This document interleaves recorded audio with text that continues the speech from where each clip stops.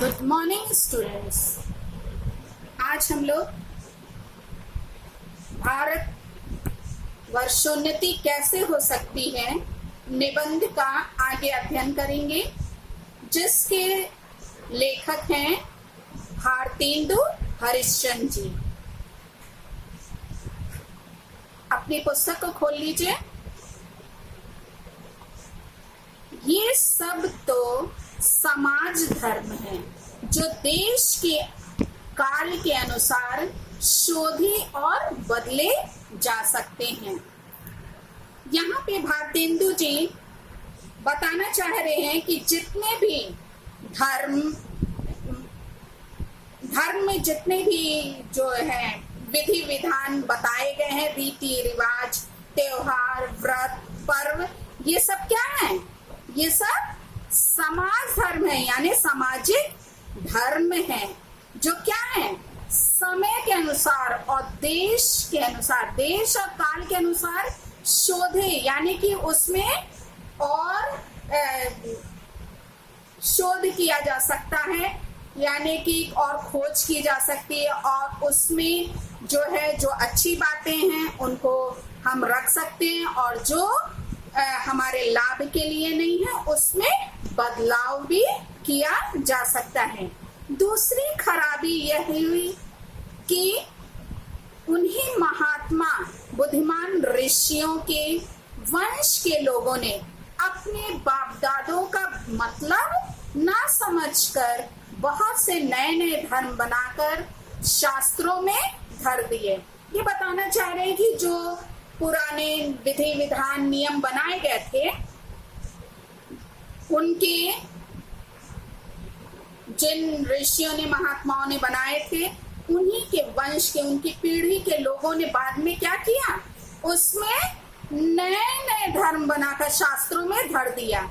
बस सभी तिथि व्रत और सभी स्थान तीर्थ हो गए, यानी कि जो पहले उन्होंने व्रत बनाए थे, तिथि व्रत और स्थान जो तीर्थ के लिए निर्धारित किया गया था, वो सब किसी ना, उसके पीछे कोई ना कोई कारण था, कुछ लाभ था, कुछ फायदे के लिए था, लेकिन इन लोगों ने उसको नहीं समझा और सभी तिथियों को व्रत और सभी तीर्थ स्थान को क्या बना दिया? पूजा स्थल बना दिया, जो कि हमारे लिए लाभदायक नहीं रहा। इन बातों को अब एक बार आंख खोलकर देख और समझ लीजिए। ये कहना चाह रहे हैं कि उसको अब उसमें शोध की आवश्यकता है, उसमें जो है सही बातों को जो है उसको हमें अमल करने की आवश्यकता है, और जो हमारे लिए व्यर्थ है, बेकार है, उसको हटाने की आवश्यकता है। कि फलानी बात उन बुद्धिमान ऋषियों ने क्यों बनाई, और उनमें जो देश और काल के अनुकूल और उपकारी हो उनका ग्रहण कीजिए। हाँ, वो बताना चाह रहे हैं कि जो हमारे हित के लिए, जो हमारी भलाई के लिए है, जो हमारे लिए उपयोगी और अनुकूल हो, किसके अनुसार? स्थान और समय के अनुसार हमें उनको क्या है? उन पर चलने की आवश्यकता है, उसको मानने की आवश्यकता है, और जो बातें हमारे हित के लिए नहीं है उसको हमें त्यागने की आवश्यकता है। बहुत सी बातें जो समाज विरुद्ध मानी जाती है, किंतु धर्म शास्त्रों में जिनका विधान है उनको चलाइए, जैसे जहाज का सफर और विधवा विवाह आदि। मतलब जो कि क्या है, हमारे समाज के लिए हितकारी है, उनका हम क्या करें? उन नियमों का, विधानों का हम पालन करें। लड़कों को छोटेपन में ही ब्याह करके उनका बल, धीरज, आयुष सब मत घटाइए। आप सब जानते हैं पुराने जमाने में बहुत कम आयु में ही बच्चों का विवाह हो जाता था, जिसके कारण वो उतने परिपक्व नहीं होते थे कि घर का संचालन अच्छी प्रकार से कर सके। वो समाज को, अपने परिवार को, अपने देश को ठीक प्रकार से उसमें अपनी भागीदारी दे सकें, इसके लिए वो उस योग्य नहीं होते थे। तो ऐसी प्रथाओं का हमें क्या करने की आवश्यकता है? मानने की जरूरत नहीं है, उसको हमें त्यागने की आवश्यकता है। आप उनके माँ बाप हैं या शत्रु हैं। हाँ, ये बता रहे हैं कि आप उनके शत्रु तो नहीं है। इसलिए हमें क्या करना है, कम उम्र में जो विवाह पहले होते थे, बाल विवाह, उसको हमें त्यागने की आवश्यकता है। वीर उनके शरीर में पुष्ट होने दीजिए। नून तेल लकड़ी की फिक्र करने की बुद्धि सीख लेने दीजिए। हाँ, वो अपने घर को किस प्रकार से अच्छी प्रकार से चला सकते हैं, इसका उन्हें पूरा ज्ञान होना चाहिए।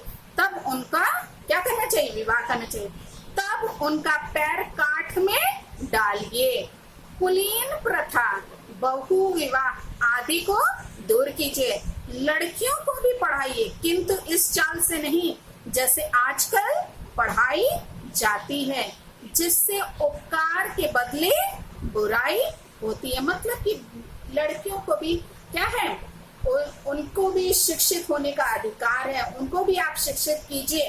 किंतु कैसे शिक्षित कीजिए, उनको सही तरीके से उनको शिक्षित कीजिए, उनको सही ज्ञान दीजिए, उनको किस प्रकार से घर परिवार चलाना चाहिए, किस प्रकार से समाज में उठना बैठना चाहिए, किस प्रकार की उनकी शिक्षा होनी चाहिए, इस बात को ध्यान में रखने की आवश्यकता है।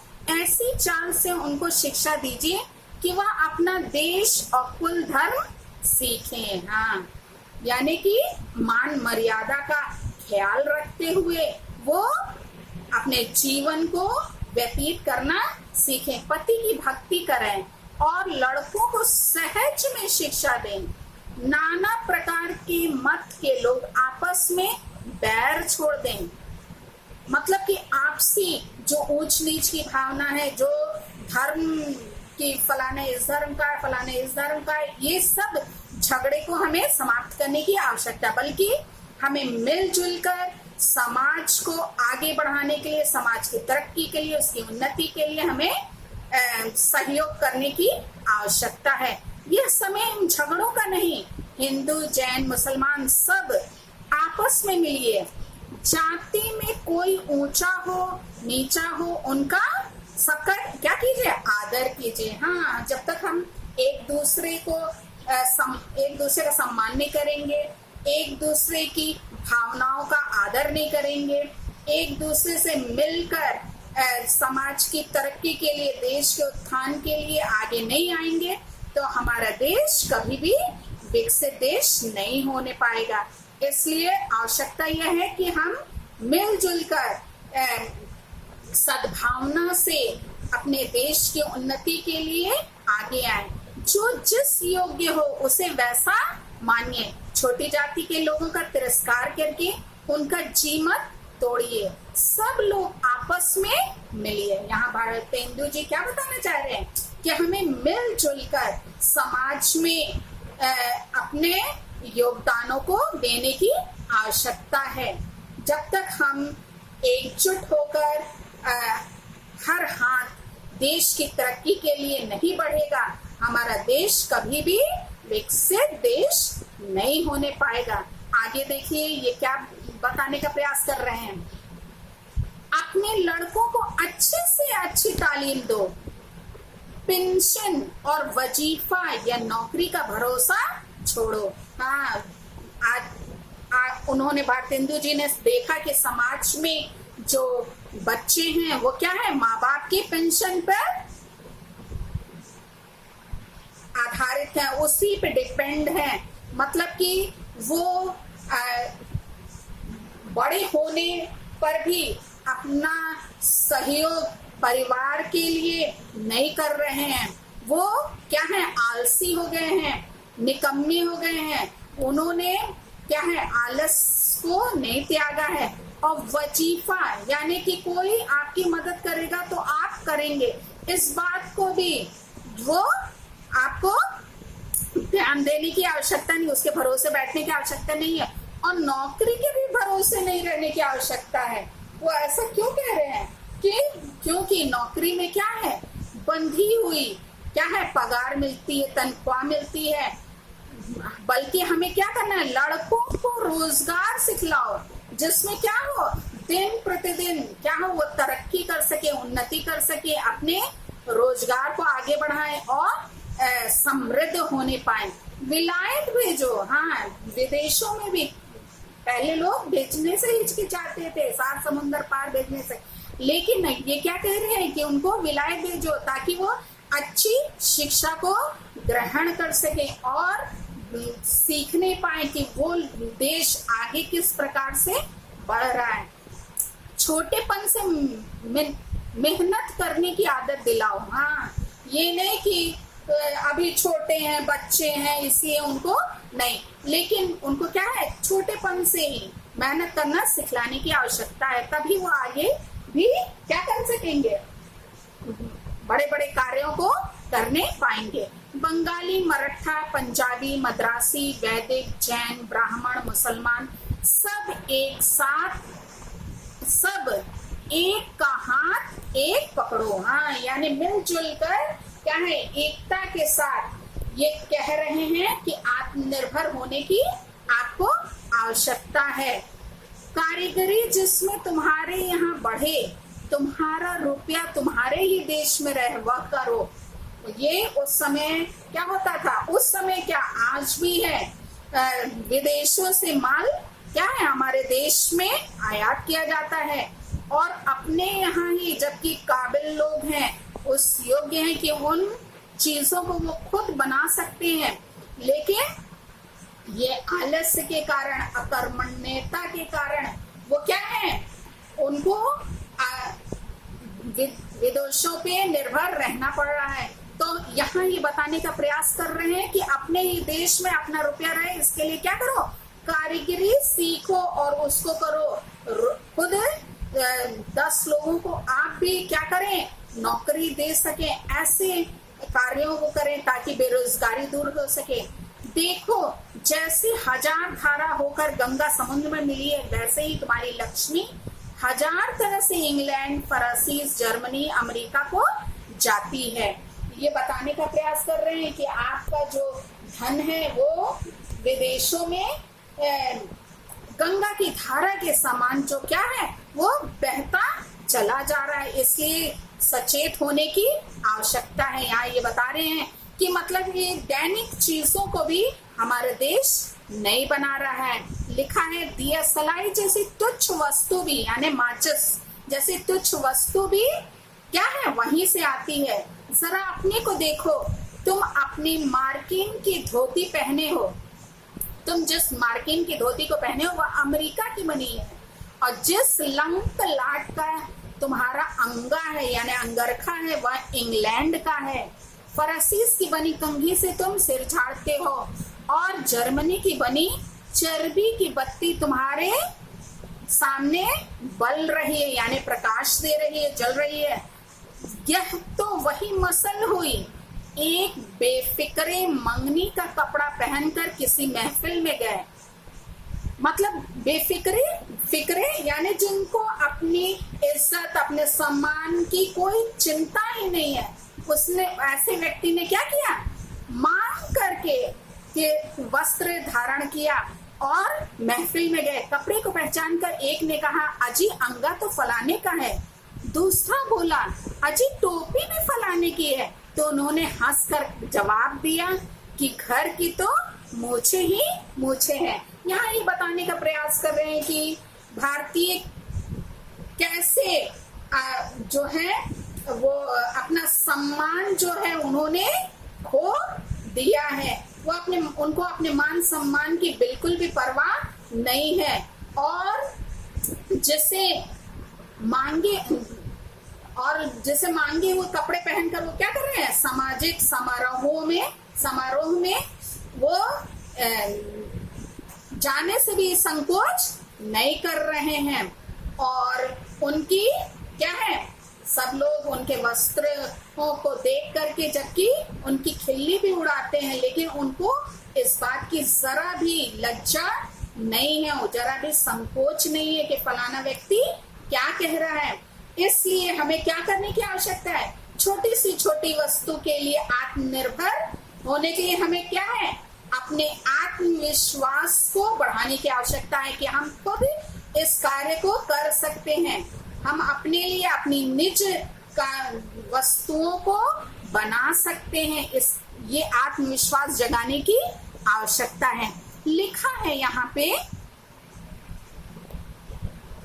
हाय अफसोस तुम ऐसे हो गए हो कि अपने निज काम की वस्तु भी नहीं बना सकते। यहाँ पे भारतेंदु जी जो है वो क्या कर रहे हैं, यहाँ पे जगाना चाह रहे हैं युवाओं को कि भारतीयों में ये स्वदेशी वस्तुओं को इन्होंने निर्माण करने के लिए इस पर बल दिया है, ताकि लोग क्या हो, जागे और अपने देश में अपने निज काम की वस्तुओं को बनाएं। यहाँ पे ये प्रगतिशील देशों की कर्मठता एवं आत्मनिर्भरता का उदाहरण दे करके बताना चाह रहे हैं कि वो किस प्रकार से क्या है, अपनी निज वस्तुओं को बना रहे हैं, बल्कि दूसरे देशों में भी उसका निर्यात कर रहे हैं। तो हमें भी क्या करने की आवश्यकता है, स्वावलंबी होने की आवश्यकता है। हमें भी अपने जरूरत की चीजों को बनाने की आवश्यकता है। आलस्य को, अपनी अज्ञानता को त्यागने की आवश्यकता है। हमें क्या है, ज्ञानवान होने की आवश्यकता है। ऐसा नहीं है कि हमें क्षमता नहीं है, हमें बुद्धि नहीं है, हमें सामर्थ्य नहीं है, लेकिन हमें क्या करना है, ये इन बातों के द्वारा वो सचेत करना चाह रहे हैं कि हमें क्या करना है, देश की प्रगति के लिए अपने निज काम की वस्तुओं को बनाने की आवश्यकता है, ताकि हमारा धन हमारे ही देश में रहे। आगे लिखा है, भाइयों अब तो नींद से चौंको। हाँ, अभी तक तुम क्या हो रहे थे, सो रहे थे, अब तुम्हें क्या है, जागने की आवश्यकता है।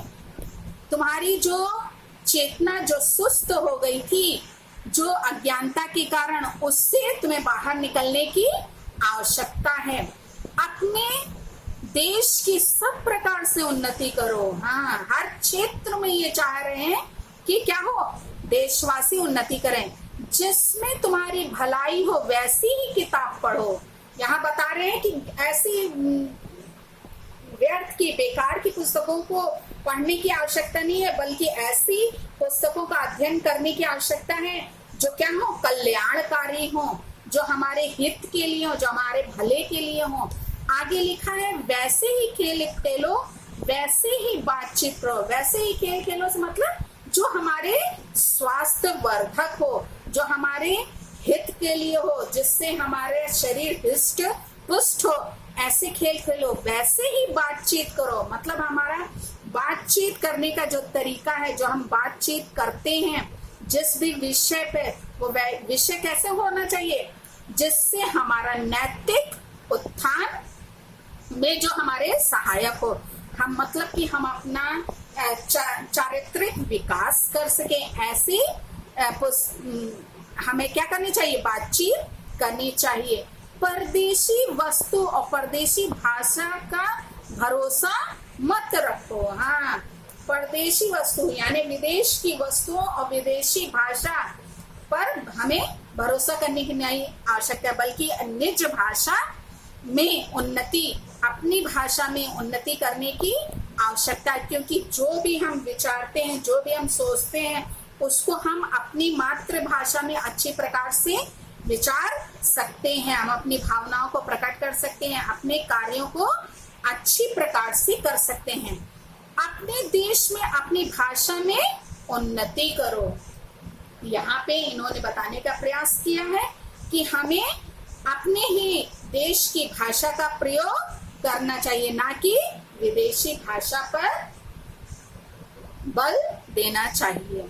तो ये रहा बच्चों, इसमें इन्होंने पूरे में बताया है कि हम भारतवासियों को क्या करना है, अपने देश का यदि विकास चाहिए, देश हमारा विकसित हो सके, हम सब संपन्न देश कहलाने पाए, तो उसके लिए हमें जरूरत है कि हमें अपना आलस्य को त्यागने की आवश्यकता है, अकर्मण्यता को दूर करने की आवश्यकता है, हमें अपने बुद्धि, ज्ञान, समझ पर भरोसा रखना, आत्मविश्वास की आवश्यकता है, स्वावलंबी होने की आवश्यकता है। तो इन सब अच्छी अच्छी बातों को इन्होंने विभिन्न प्रकार से समझाने का युवाओं को संदेश दिया है कि हमें क्या करना है, हमें हर प्रकार से अपने देश के विकास के लिए ध्यान देने की आवश्यकता है, ना कि विदेशों पर निर्भर रहने के।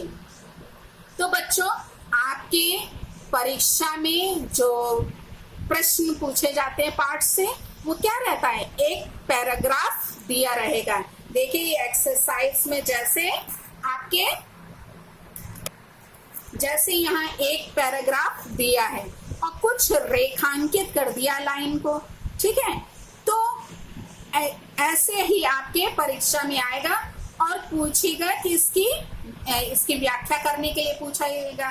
और फिर एक सबसे पहला प्रश्न रहेगा, पाठ और लेखक का नाम लिखिए। तो बच्चों, जरूरी है कि आप क्या करें, अपनी कॉपी में चैप्टर का नाम लिखें और उसके कौन राइटर है। बच्चों, ये राइटर का नाम लिखने में बच्चे अक्सर गलती करते हैं। भारतेंदु हरिश्चंद्र है, इसमें जो श है वो क्या है, आधा है, पूरा श नहीं है। इसलिए ध्यान दीजिएगा इस स्पेलिंग को, क्योंकि ये 1 नंबर 2 नंबर का आता है। यदि आपने 2 नंबर का आया और स्पेलिंग मिस्टेक कर दी तो सीधे वो क्या हो जाएगा, नंबर कट जाएगा। तो इसलिए आप इसको लिख करके इसकी प्रैक्टिस कर लीजिएगा, स्पेलिंग का ध्यान रखिएगा। पाठ के भी नाम को अच्छे से सीख लीजिएगा कि किसकी क्या स्पेलिंग है पाठ की। तो ये 2 नंबर का आपका इस प्रकार से तैयार हो जाएगा। फिर आपके क्वेश्चन उससे संबंधित, एक्सरसाइज से संबंधित दिए रहते हैं। नीचे 5 क्वेश्चन रहते हैं जिसको आपको इस पैराग्राफ को पढ़ के हल करना होता है। तो इसके लिए आपको पूरे चैप्टर की जो व्याख्या हमने समझाई है उसको याद रखने की आवश्यकता है, जानने की आवश्यकता है कि उसमें क्या बताया गया है, लिखा है। देखिए अगला क्वेश्चन है, एक तो व्याख्या हो गई, एक पाठ और लेखक का नाम हो गया। तीसरा क्वेश्चन बना है कि भारतेंदु जी ने प्रगति की दौड़ में भारतवासियों की असफलता का क्या कारण बताया है, क्यों वो असफल है भारतीय प्रगति की दौड़ में। तो आप सब जान रहे हैं, हमने बताया कि वो क्या है, अज्ञानता के कारण, आलस्य के कारण। ऐसा नहीं है उनमें क्षमता का अभाव है वो इस योग्य है, क्योंकि इन्होंने पुराने मतलब कि पहले के पूर्वज जो हुए हैं उन लोगों ने कैसे दूरबीन का निर्माण किया।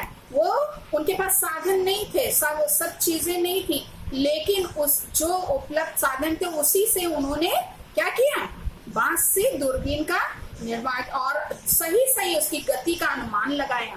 तो मतलब कि हमें क्या करना है, असफलता का यहाँ पे इन्होंने कारण बताया है कि वो क्या है।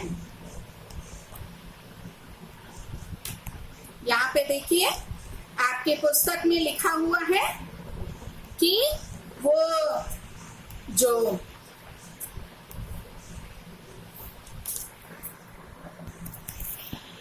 क्या है, इन लोगों को असफल होने का क्या कारण है कि वो क्या है, आलसी हो गए हैं, आलस्य से भर गए हैं। उन्होंने कर्म करना छोड़ दिया है। उन्होंने अपने सुख में व स्वर्णिम अतीत को क्या कर दिया, भुला दिया है कि उनका अतीत जो बीता हुआ समय था वो कितना अच्छा था, इस बात को वो भुला दिए। तो ये एक क्वेश्चन हो गया। फिर लेखक को भारतीयों की किस बात पर आश्चर्य है, किस बात पर आश्चर्य है कि भारतीयों को अपनी वर्तमान दुर्दशा पर भी लाज नहीं आती है, कि उनकी कैसी बुरी स्थिति है, इस बात को वो लेकर क्या है, लेखक को बड़ा आश्चर्य, भारतीयों को, लेखक को भारतीयों की है, कि वो क्या है, मतलब उन्हें शर्म भी नहीं आ रहा, लज्जा भी नहीं आ रही है कि सारे देश आगे बढ़ते चले जा रहे हैं और भारतीय क्या है, पीछे हैं। भारतवासियों को अपनी वर्तमान दशा पर क्या है, लज्जा नहीं आती। इन्हीं भारतीयों ने जब प्राचीन काल में उनके पास विकास के पर्याप्त साधन भी नहीं थे, अपने ज्ञान और बुद्धि के बल पर क्या किया था, अपने को सुख में और उन्नत बनाने का जबकि प्रयास किया था। यहाँ बताने का ये प्रयास कर रहे हैं कि पूर्वज क्या है, उन्होंने कैसे अपने जीवन को सुख में और उन्नत बनाया। आगे है, प्राचीन काल में भारतीयों ने साधनहीनता की स्थिति में भी किसकी खोज की? तो किसकी खोज की थी? दूरबीन की खोज की थी। और समय की गति के विभिन्न सिद्धांतों का उन्होंने क्या किया? प्रतिपादन किया था, जो कि बाद में कई साल बाद विदेशी लोगों ने क्या किया? उसका निर्माण किया दूरबीन का।